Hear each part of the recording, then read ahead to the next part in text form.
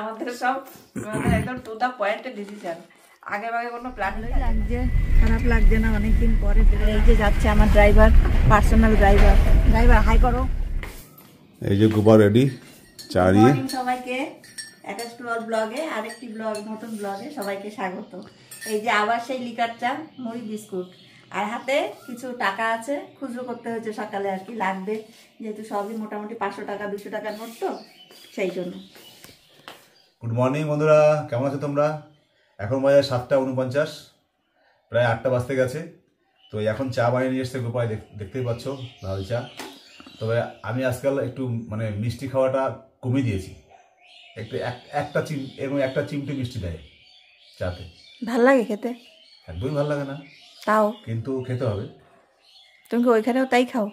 হ্যাঁ। না ওখানে দেখতে পাই না বলে ফাঁকি মারো? এখন আপাতত এটাই খাচ্ছি। রাখি কোথায়, এটা কোথায় রাখবো বুঝতে পারছি না। রাখো, ওইখানেই রাখো না, অসুবিধা নেই। না না ওইখানটাই রাখতে বলছি না, হারমানটা এটা সাইড করে দিয়ে ওইখানটায় সামনে রাখো।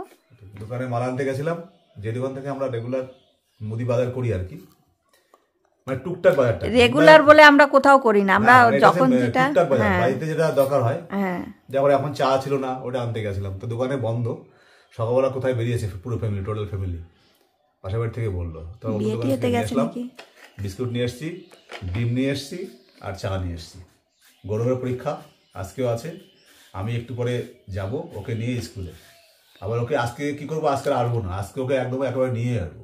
আসবা না? 11:30 না, বারবার ওই 11টার সময় আসলে কি বাড়িতে আসার সঙ্গে সঙ্গে টাইম হয়ে যায়। সকালের খাবার ও একটা কিছু খেয়ে নেবো দোকান ঘুমানে গিয়ে। আচ্ছা, 11:30 সময় শেষ হয়। 11:30 না, 11:45, আর ও খাতা নিয়ে বেরোতে বেরোতে 12টা বেজে গেছে ওর। মানে 11:45 অব্দি, আজকে জিজ্ঞেস করলাম, বললো 11:45 অব্দি, কারণ 9:45 থেকে মানে পরীক্ষা শুরু হয় 2 ঘন্টা, তাহলে 11:45 হচ্ছে। আমি তো ভাবছিলাম যে চলো 3 জনে যাই গাড়ি নিয়ে, গাড়ির ওইটা পিওটা করা যাবে, আর ওখান থেকে নামিয়ে দিই আর চলে যেতাম আমার ডিউটির ওখানে, ওর দেখা নিয়ে সব তোমারে আসো নিয়ে চলে আসতাম, ভাবছিলাম তাই। ভাবছিলাম ডিউশন নিয়ে নেই। আমাদের সব একদম টু দা পয়েন্টে ডিসিশন, আগে ভাগে কোনো প্ল্যানিং থাকে না। একদিন তো গৌরবের স্কুলে চলে গেছি এরকম এইভাবে, মানে বাড়িতে যেভাবে রয়েছি রাস্তা পর্যন্ত গেছি, ও গাড়িতে যাবে, বৃষ্টি হচ্ছিল সেদিনকে, তো বলছে যাবা নাকি, মানে পায়ে হাওয়াই চটি। চলো কোনো ব্যাপার না, গাড়ি থেকে নামবো না, একটু ঘুরেই আসা যায়। গোবাকে বলছিলাম যেখানে আমি ডিউটি করি ওটা জায়গাটা দেখে নিয়ে আসবো আর কি, তো ওই জন্যে ভেবেছিলাম যে কারটা নিয়ে যাই, গৌরবকে নামিয়ে দিয়ে তারপরে ওখান থেকে যাবো ঘুরিয়ে, আবার 11টার মধ্যে চলে আসতাম। তো ভাবছি এটা কী করবো। বন্ধুরা এখন বাজে সকাল 8:30, একটু রেস্ট করলাম 10-15 মিনিট, টাইম একদমই নেই। এখন আমরা রেডি হতে হবে, গৌরব রেডি হচ্ছে, হয়ে গেল। হ্যাঁ, ওর এই যে টিফিন দিয়ে দিয়েছি, ও আসবে না বললো, তার জন্য টিফিন দিলাম। বাইরে খাবে, তার থেকে টিফিন দিয়ে দেওয়া ভালো। আর এই যে ছেলে আমার তাড়াহুড়ো করছে। বাবা ছেলে দুজনে সমান সমান লম্বা হয়ে গেছে এখন। কালকে কত রাত অবধি পড়েছে বলো দেখি, বলো তো কয়টা অবধি পড়েছে? 3টে বলে। ঠিক আছে, পরীক্ষার একদিন আজকে, কালকেরটা অত চাপ নেই, কালকে লিটারেচার ওর একদম প্রিয় সাবজেক্ট, অত চাপ হবে না। বায়োলজি তো, আর একটা দিন রিভিশনের জন্য টাইম পাচ্ছে না। যেদিন পরীক্ষা দিয়ে আসছে, যেমন কালকে পরীক্ষা দিয়ে আসছে, আজকে আবার আরেকটা, ওই জন্য রিভিশনের টাইম পাচ্ছে না, চ্যাপ্টার এতগুলো, যার জন্য একটু রাত জাগতে হচ্ছে। এই আর আমার কি টিফিন দিয়েছো? রুটি দিয়েছি, ডিম সিদ্ধ দিয়েছি, পেঁয়াজ দিয়েছি, তরকারি দিয়েছি, 3টে রুটি দিয়ে দিয়েছি। টুপি হাওয়া লাগবে দিয়েছি, জলের বোতল, ওটা বাবার জন্য রাখো, ওটা বাবাও নিয়ে যাবে না টিফিনটা। হ্যাঁ, এখন তো রোদ্দুর নাই, একটু পরে দিলেও কোনো অসুবিধা হবে না, আমি দিয়ে দেবো ওখানে, আমার তো এখন নেই। ম্যাট কালকে ধুলো তো বাবা, তারপর কোথায় রেখেছে কি জানি। টিফিন কাটা কাট করে নিছো না? তরকারি দিয়েছে না, তা তুমি সেই ওই ডিকির মধ্যে ঢুকায় দাও, ওইভাবে না রেখে। এখন যাবো আমি গৌরবকে নিয়ে, তারপর ওখানে গিয়ে বসে থাকবো, দোকানে বসে টাইম পাস করবো। আর কি করবো, কারণ ওকে দিয়ে আবার বাড়ি আসলে আবার যেতে হয় 1 ঘন্টা, 1 ঘন্টার জন্য বাড়ি এসে লাভ নেই। মেঘলা আকাশ, কোনো রোদ্র নেই, সকাল থেকে রোদ্র নেই। এই যে আকাশের এই যে অবস্থা।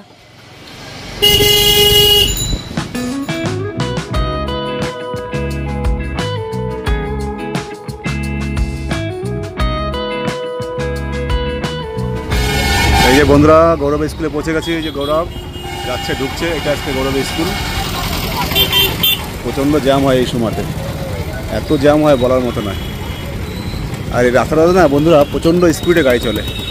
এখানে এই যে স্কুলের ট্রাফিক ছাড়া এখানে কন্ট্রোল করা খুব মুশকিল। এটা বন্ধুরা দেশবন্ধু পার্ক, আমার ছেলে স্কুলের এখানে জায়গাটার নাম দেশবন্ধু পার্ক। এইগুলো সব স্কুলের ওই পরীক্ষার জন্য এসছে, এই গাড়িতে করে সব আসে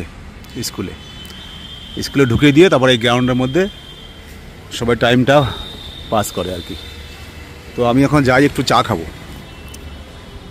আমার এখানে একটাই দোকান আছে চা খাওয়ার, ওইখানে গিয়ে আমি চাটা খাই। চলো দেখাই, একটু চা খেয়ে আসি। তারপরে গোপা টিফিন দিয়েছে, টিফিনটা খাবো একটু পরে, এখনই খাবো না, তার আগে একটু চা খেয়ে আসি। এই দোকানের চাটা বেশ টেস্টি বানায়, খুব সুন্দর, প্রচণ্ড ভিড় হয়। এই 10 টাকাটা চা দাও। তো চা খেয়ে তারপরে গ্রাউন্ডে গিয়ে রেস্ট করবো, রেস্ট করে ওখানে গিয়ে ছুটি হলে তারপর নিয়ে পালাবো। বন্ধুরা এখন বাজে দুপুর 1:47। আমি গৌরবকে নিয়ে বাড়ি চলে এসেছি। আর এখন এসে একটু যাব আমাদের মৎস্যন্দপুর রেল স্টেশনের কাছে। ওখানে আমার এই গাড়িটার পিওটা করতে হবে, মানে পলিউশনটা করতে হবে। ওখান থেকে ফোন এসেছিলো, তো যেহেতু এখন না গেলে প্রবলেম হবে এই জন্য, কারণ আমার বিকেলে আবার সন্ধ্যার পরে আমি যাব ডিউটিতে। আজকে গাড়িটা নিয়ে যাব, কারণ চালানো হচ্ছে না, গাড়িটা বসে যাচ্ছে, যার জন্য আমি আজকে গাড়ি নিয়ে যাব।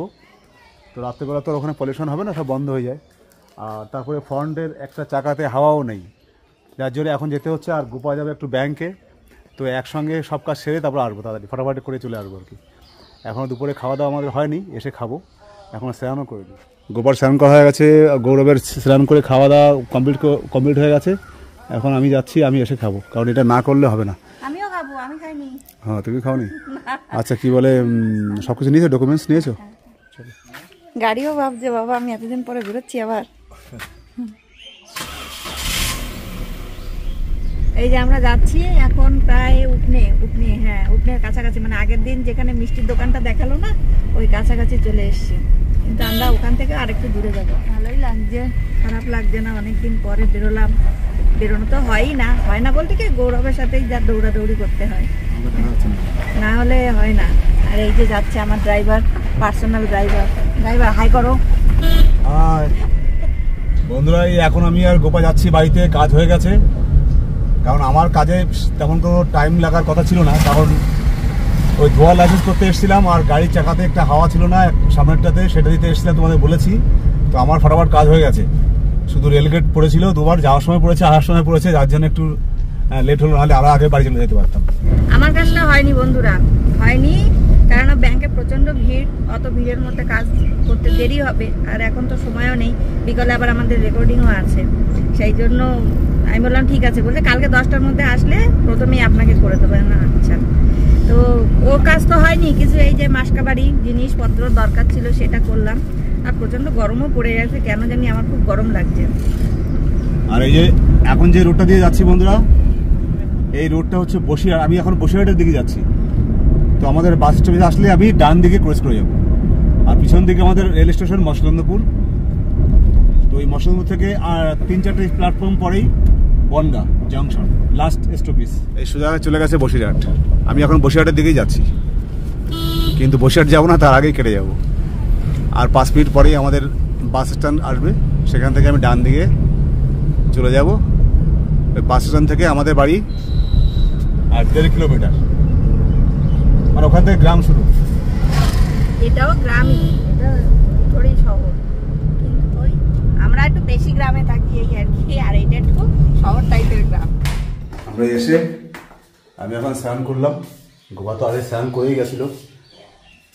গৌরবের খাওয়া হয়ে গেছে, এই যে আমরা এখন বলবো খেতে। বলবো আজকের মেনু কি আছে।